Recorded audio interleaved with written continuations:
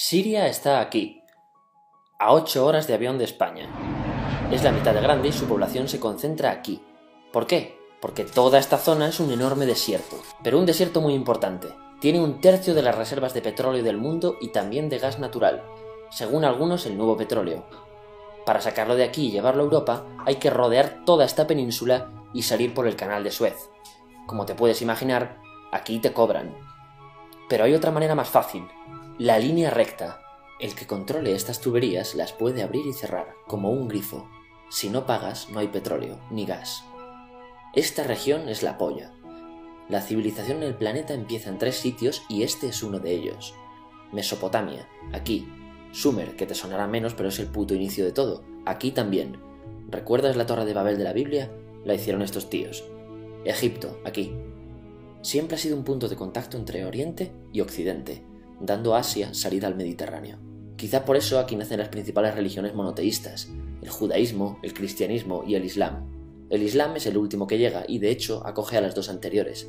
Adán, Noé, Moisés, Jesucristo son considerados profetas islámicos.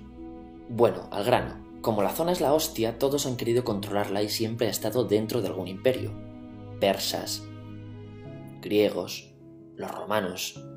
El imperio romano termina partiéndose en 2, y finalmente solo sobrevive esto. Ahora es cuando la última religión monoteísta, el Islam, construye su propio imperio. ¿Te acuerdas de las cruzadas? Bueno, pues son los europeos cristianos intentando recuperar esta zona de la que estamos hablando. Los últimos en llegar son los turcos, que ojo, no vienen de Turquía, sino de a tomar por culo en Asia, junto con Gengis Khan. Lo conquistan todo y fundan el Imperio Otomano. El Imperio Otomano se queda ahí hasta la Primera Guerra Mundial, 600 años. Cuando acaba la Primera Guerra Mundial, aparecen pequeños países donde antes estaba el Imperio Otomano, y por primera vez vemos a Siria en un mapa. Hasta ahora la habíamos dibujado para no perdernos. ¿Y quién se inventa esos países? Lo que te voy a contar es alto secreto. Bueno, lo era en 1916. Este súper secreto se llama Acuerdo de Sykes-Picot. Los franceses y los ingleses no podían derrotar solos al Imperio Otomano. Solo podían si les apoyaba la gente que vivía dentro, en su mayoría árabes. ¿Cómo se los ganaron? Pues les prometieron la Gran Arabia, un país solo para ellos. El único problema es que era un timo. Antes de seguir, recuerda una cosa. Los árabes son un pueblo, pero no una religión. O sea, un árabe puede ser musulmán, puede ser cristiano, y antes del Islam parece que hubo tribus árabes con tradiciones judías.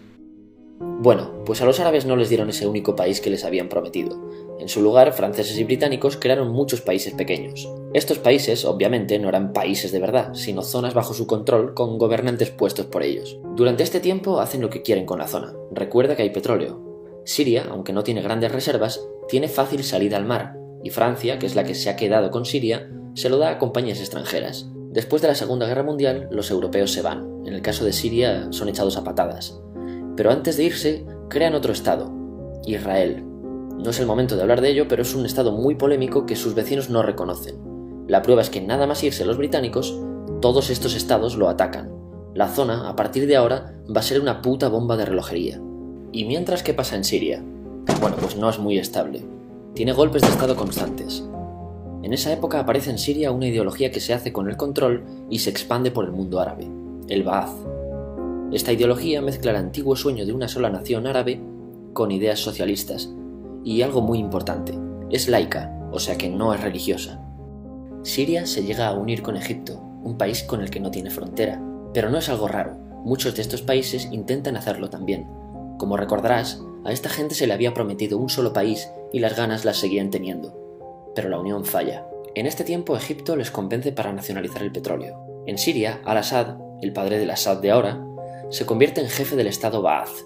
En Irak, también Ba'ath, comienza a ganar fuerzas Saddam Hussein.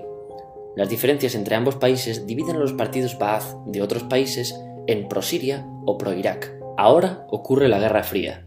El mundo se divide en 2. O eres de Estados Unidos o de la Unión Soviética. Son años muy movidos en los que se pegan constantemente con Israel, invaden su vecino Líbano y comienza una oposición islamista al régimen Ba'ath de Assad, los hermanos musulmanes. Vale, volvamos atrás un momento. Recuerdas que la mayoría de árabes eran musulmanes, ¿verdad? Pues dentro de los musulmanes hay 2 ramas fundamentales.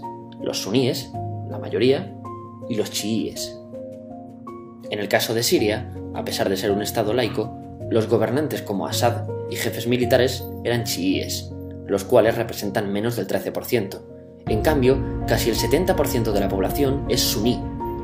Un dato curioso es que los cristianos son casi el 10%. Que los chiíes controlen el gobierno y el ejército mosquea a la población suní, y este sentimiento es aprovechado por los hermanos musulmanes, islamistas radicales suníes. Estos toman las armas en la ciudad de Hama en contra del gobierno, y Assad acaba con la revuelta a costa de matar miles de civiles y encarcelar a mucha gente. En el año 2000, Assad padre muere y le sucede Assad hijo. Ante las presiones libera a muchos presos, trae internet y esperanzas de cambio. Hay un periodo de gran debate político y aparece la oposición. También vuelven los hermanos musulmanes. Los siguientes años son difíciles. Arrestan a la oposición. Y Bush incluye Siria en el eje del mal, y esto la aísla. Está mal visto negociar con Siria. Los kurdos, un pueblo que vive distribuido por varios países de la zona, empiezan a protestar también. Hay represión y muertos. En 2011, te sonará esto, ocurre la Primavera Árabe. ¿Qué es esto? Bueno, es una protesta que se va propagando por todos los países árabes pidiendo más democracia. Como ves, el mundo árabe, a pesar de estar dividido en países, tiene tendencias generales. Cuando llega a Siria, Assad hijo termina usando el ejército y en los enfrentamientos mueren unas 1000 personas. Los enfrentamientos irán escalando hasta que se conviertan en guerra civil. No hay un momento exacto de inicio. Lo importante es que hoy en día hay numerosas facciones en juego. Vamos a verlas. Pero primero piensa en que todo está dividido entre chiíes, la minoría, y suníes, la mayoría. Chiíes y además laicos, o sea no religiosos, son el gobierno de Al-Assad. Controla todo esto, que si recuerdas son básicamente las zonas chiíes del país.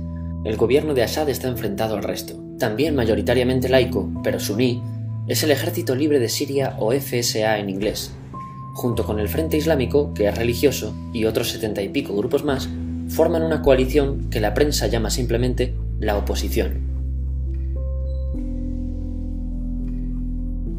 También suníes e islamistas, pero radicales, son Al-Nusra, llamados Al-Qaeda en Siria, porque son básicamente eso, Al-Qaeda en Siria. Otros islamistas radicales son el ISIS o Estado Islámico. Salen de Al-Qaeda en Irak, controlan la mayor parte de Siria e Irak y se han hecho famosos por sus atrocidades. Su objetivo teórico impacta a muchos. Es un Estado Islámico a lo largo de Asia, África y Levante, aunque a ti ya te suena, ¿verdad?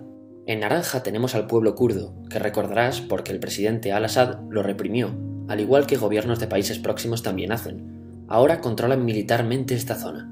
Antes de terminar, repasemos los apoyos internacionales a fecha de octubre de 2015. Las fuerzas de Al-Assad son apoyadas por Rusia, que ya tenía base militar en el país antes del conflicto, por Irán y por China. Todos son países de lo que Europa llama Oriente. En contra de Assad, apoyando a la llamada oposición, luchan Estados Unidos, Turquía, Francia, Gran Bretaña y Arabia Saudí. Podemos terminar con algunas conclusiones. Te advierto que esto ya es pura opinión. Si recapitulamos, vemos que la región es estratégica. Por su situación privilegiada, todos la quieren. Siria siempre ha estado bajo el paraguas de grandes imperios. Piensa que hace 100 años la actual Francia era Francia, Gran Bretaña era Gran Bretaña, pero es que hace 200 también, y hace 300 también, y hace 400 también. En cambio, Siria solo es Siria desde hace menos de 100 años, y solo se gobierna a sí misma desde hace poco más de 50. Además, jamás decidieron sus fronteras, se las impusieron. Europa divide Oriente Medio a su antojo para controlarlo, diseñando países sin tener en cuenta su población. Muchos historiadores dicen que todo pueblo tiene la necesidad de manejar su propio destino, pero estos ingredientes que hemos visto juegan en contra de proyectos como la Siria Ba'ath, que encima usa la represión para mantenerse. En última instancia, producen una guerra civil. En este contexto no es extraño que aparezcan actores que se alimenten de la desesperación, el sentimiento suní de opresión y la visión de Occidente como invasor. ISIS usa la identidad árabe y la mitología de antiguos imperios. Cuando quieras entender el presente, pregúntate: ¿y el pasado?